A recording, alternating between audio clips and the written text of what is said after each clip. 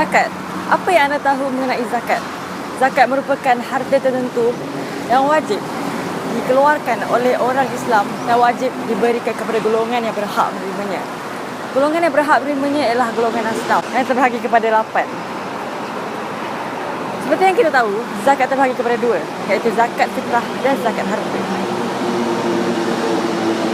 Zakat terbagi dalam 2 bahagian, iaitu zakat harta dan zakat fitrah. Zakat harta merupakan seseorang muslim itu haruslah menyisih sebahagian hartanya bagi orang yang memerlukan. Manakala zakat fitrah iaitu seseorang haruslah membayar bagi dirinya dan tanggungannya pada bulan Ramadan. Yang diwajibkan oleh seseorang itu yang memakan gaji pada hari Aidilfitri. Kefarduan menunaikan zakat telah diperintahkan oleh Allah SWT dalam surah Al-Taubah ayat 103.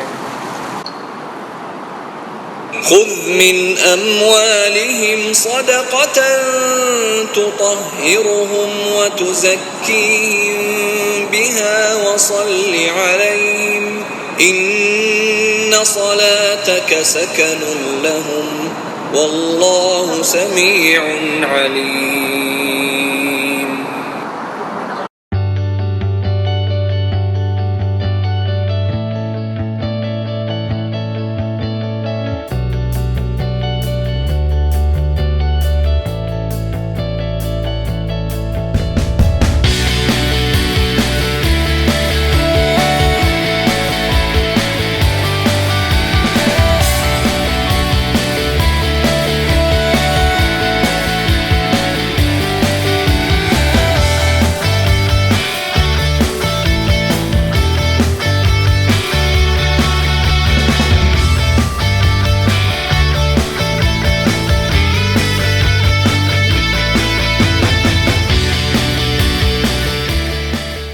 Golongan asnaf terbahagi ke 8 golongan.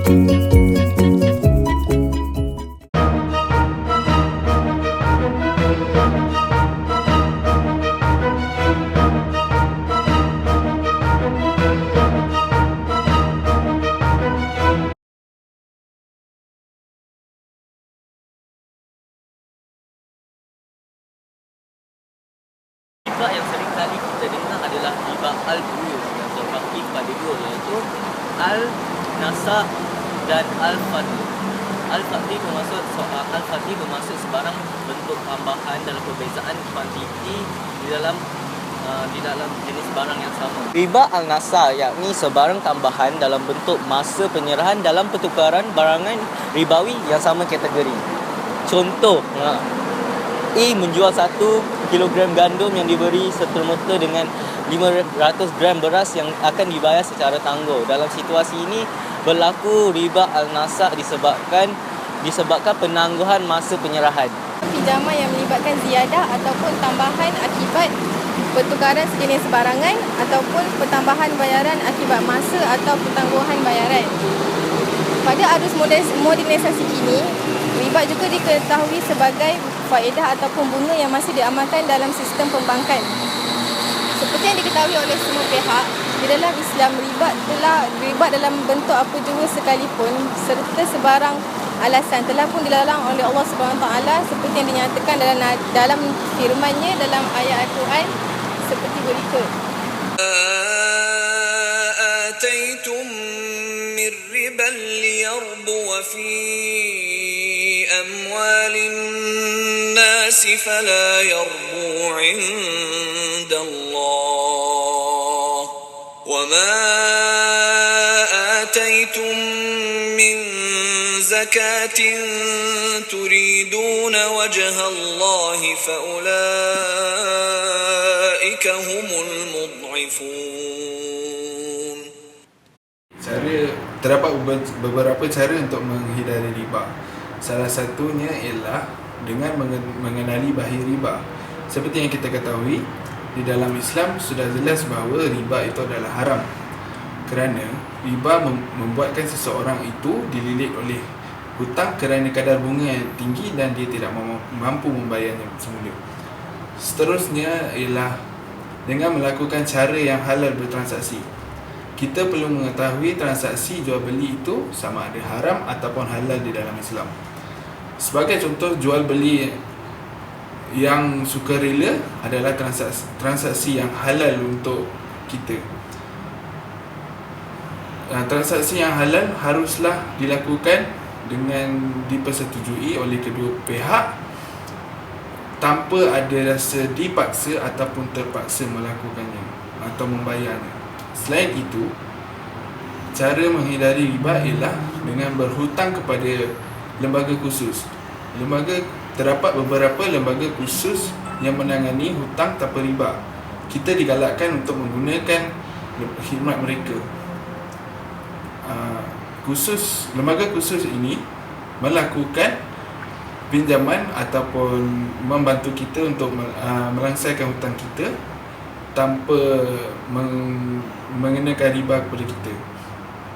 Yang terakhir ialah menanamkan sifat qanaah di dalam diri kita, iaitu dengan bersyukur terhadap apa yang kita ada, dan melalui sifat ini kita tidak akan terasa untuk melakukan riba ataupun menerima riba.